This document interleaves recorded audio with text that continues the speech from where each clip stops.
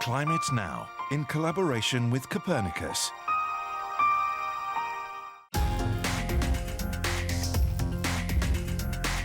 Hello and welcome to Climate Now, coming to you this month from Belgium. We're here to find out how the country is preparing for a possible future of double trouble, flooding and drought. Will a master plan be enough to avoid a repeat of this kind of devastation?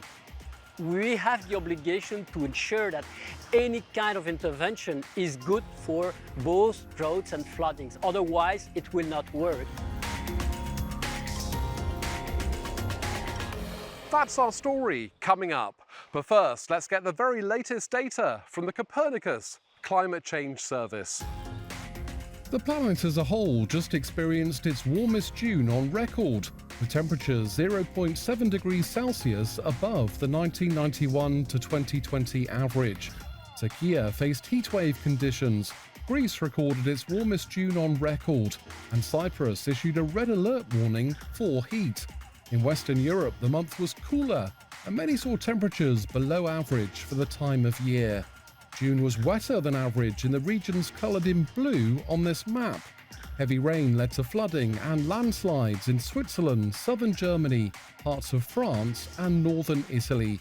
Meanwhile, on the other side of the planet, Antarctic sea ice extent was 12% below average, its second lowest level on record for June. And so now to our report on how Belgium's facing up to a double climate challenge. When Belgium was hit by floods in July 2021 following record rainfall, they were devastating and deadly. Here in Pepinster, a village at the confluence of two rivers, the Brasseur family's home was engulfed. This is the same street today. Their property and others have been demolished. Il faut se rendre compte qu'on avait quand même 5 mètres, entre 5 et 6 mètres d'eau qui sont arrivés au final dans la rue et c'était incompréhensible. Donc on a eu très peur, on ne savait pas ce qui allait nous arriver. On a vraiment pensé même à la mort. Je vois bien qu'il y a énormément de changements climatiques pour l'instant et effectivement les inondations en sont la preuve. A post-flood climate adaptation plan for the Vesdre Valley, including Pepinster, recommends reducing riverside buildings. Like here, replacing pines in the surrounding hills with leaf trees which absorb more water, and framing agricultural lands with green areas, which has a dual benefit.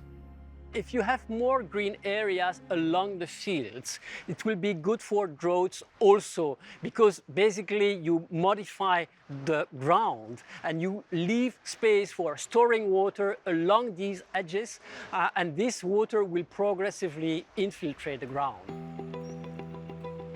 Further along the valley, in Eupen, nature-based solutions are being deployed to not only help rainwater seep away, but also for cooling. This former riverside square is becoming a park, packed with trees, shrubs and flower meadows. But what difference does this kind of green area actually make?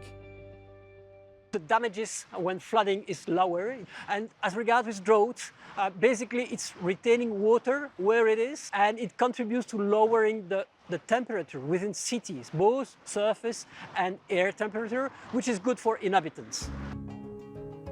Climate projections for Belgium to the year 2100 show temperatures could rise by up to 3.5 degrees Celsius, with over 50 heatwave days per year.